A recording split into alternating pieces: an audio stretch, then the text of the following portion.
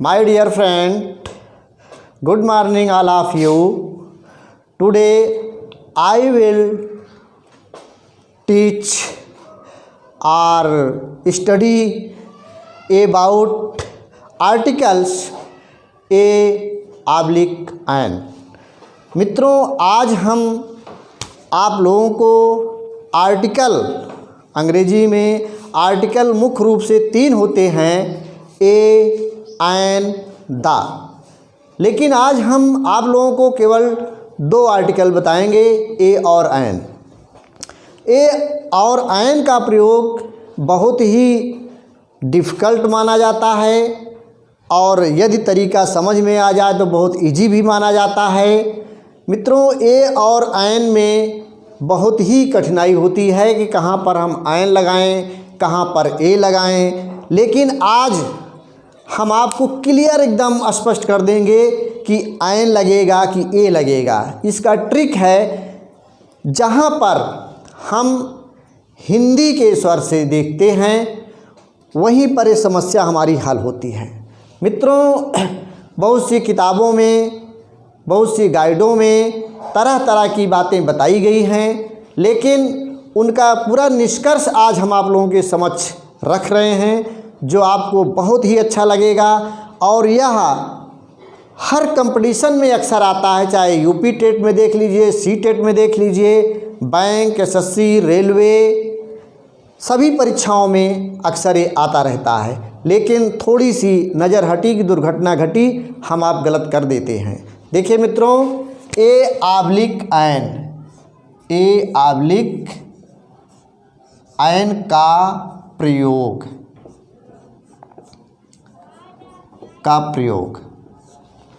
Use of A/N। तो मित्रों, जैसे कि थोड़ा से हम कहानी आपको बता रहे हैं कि अंग्रेज लोग आए तो यहाँ पर, लेकिन उन्होंने किसका प्रयोग किया?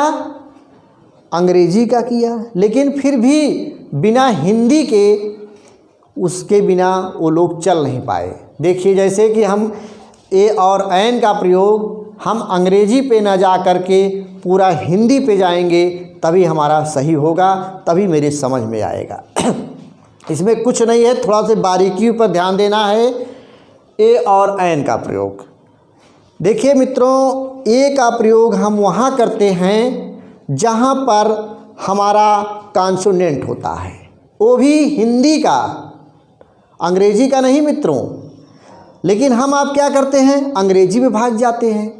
अंग्रेजी पे आप कभी मत जाइए, केवल हिंदी के स्वर और व्यंजन को देखिए, तब आपका एक भी क्वेश्चन रॉन्ग नहीं होगा, तब आपका ए और एन का प्रयोग गलत नहीं होगा। जैसे कि हिंदी के स्वर में आप जानते होंगे, ए से लेके आहा, आ से लेके आहा तक, और व्यंजन आपके क्या होते हैं, का से लेके ज्ञा तक होते हैं। यही इतना आपको ध्यान देना है। अगर हमारा कोई चीज़, कोई शब्द जिसके पहले हमको ए और एन का प्रयोग करना है, उसका उच्चारण यदि हिंदी के स्वर से शुरू होता है तो आप आँख मूंद करके एन का प्रयोग करेंगे। बात समझ में आ गई होगी।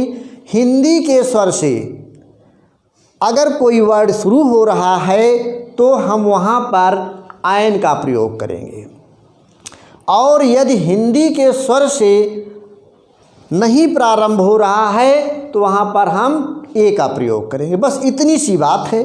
लेकिन लोग ध्यान नहीं देते हैं, अंग्रेजी के कॉन्सोनेंट और वावेल पे चले जाते हैं, तो वहीं पर हमारा गलत हो जाता। देखिए, मैं आपको साबित भी कर रहा हूँ कैसे, आपको ये बात समझ में आ गई होगी। जहाँ पर हम हिंदी के स्वर से कोई शब्द स्टार्ट होते हुए देखते हैं तो वहाँ पर हम एन का प्रयोग करते हैं, और हिंदी के व्यंजन से कोई चीज़ शुरू हो रहा है तो वहाँ पर हम ए का प्रयोग करते हैं। अब देखिए, बहुत सारे एग्जाम्पल हम आपको देने चल रहे हैं।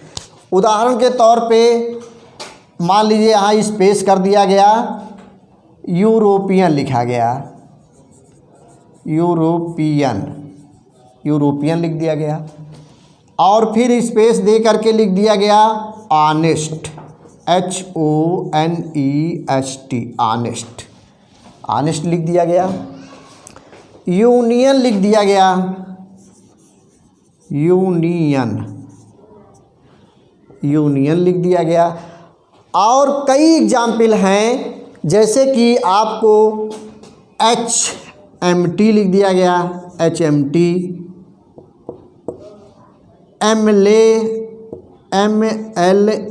MLA लिख दिया गया। कई एग्जाम्पल आपको दे रहे हैं, MLA लिख दिया गया। और भी कई उदाहरण, जैसे FIR कर दिया गया, FIR लिख दिया गया। यहाँ पर क्या प्रयोग होगा आगे और देखिए, जैसे यहाँ पर आपको यूटेंसिल लिख दिया गया, यूटेंसिल लिख दिया गया, डैश कर दिया गया। यहाँ क्या होगा, यूटेंसिल लिख दिया गया। फिर यहाँ पर आवर लिख दिया गया, HOUR, आवर लिख दिया गया। और आपका यहाँ पर पेंसिल लिख दिया गया, मान लीजिए पेंसिल, पेंसिल हो गया। ठीक, इसके बाद आपका इतना हो गया एग्जाम्पल। अब देख लीजिए, हम स्पष्ट कर दे रहे हैं कैसे, क्या लगेगा, ए लगेगा कि ऐन लगेगा। केवल हम हिंदी के स्वर और व्यंजन से उसको पकड़ेंगे। देखिए, जैसे यहाँ पर लिख दिया गया यूरोपियन, यूरोपियन, आप लोग ध्यान देंगे तुरंत ई लगा है तो दिमाग जाएगा कि यहाँ पर ऐन का प्रयोग होगा, लेकिन गलत है। यूरोपियन, यूरोपियन आप कैसे लिखेंगे, ऐसे लिखेंगे, यूरोपियन। ये देखिए, यूरोपियन, यूरोपियन हुआ। तो आप ये देखिए, या हिंदी का स्वर है कि व्यंजन है, तो आप निसंदेह जान रहे हैं कि या हमारा यहाँ पर हिंदी का व्यंजन है, स्वर नहीं है। जब स्वर नहीं है तो ऐन लगेगा नहीं, ये लगा दो। तो ये आ गया। दूसरा नंबर हम देख रहे हैं ऑनेस्ट, ये है यच। यच हिंदी में, अंग्रेजी में क्या हुआ, ये कॉन्सोनेंट हुआ, वावेल नहीं है, कॉन्सोनेंट हुआ। तो कॉन्सोनेंट के पहले क्या लगता है, आपने अंग्रेजी में देखा होगा, अगर कॉन्सोनेंट है तो लोग वहाँ पर ए लगाते हैं। लेकिन हम हिंदी के स्वर से देखेंगे, हिंदी के स्वर और व्यंजन को देखेंगे तो हमारा सही होगा। देखिए क्या लिखा है, यच भले है लेकिन इसका प्रोनाउंसिएशन जो है वो ऑनेस्ट होगा, ऑनेस्ट। ये है आपका ऑनेस्ट, ऑनेस्ट। आ क्या है हमारा, हिंदी का स्वर है, इसलिए हम ऐन का प्रयोग करते हैं, ऐन, ऐन हो गया।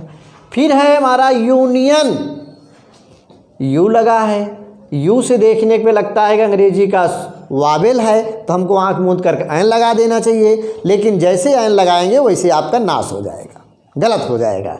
तो आप देखिए, हमको हिंदी से आना है यूनियन, ये देखिए यूनियन, ये है यूनियन। तो हमारा किससे है, या क्या है, हिंदी का व्यंजन है, इसलिए यहाँ पर ए का प्रयोग होगा। ये भी समझ में आ गया। आगे देखिए लिखा HMT, यच क्या है, अंग्रेजी का देखा जाए, अंग्रेजी में देखा जाए तो यच मेरा कॉन्सोनेंट है, वावेल तो है नहीं। लेकिन हम बता दिए हैं कि आपको अंग्रेजी से देखना ही नहीं है, अंग्रेजी में देखना ही नहीं है, केवल आप हिंदी में आइए। एच कैसे लिखा जाएगा, एच ये है।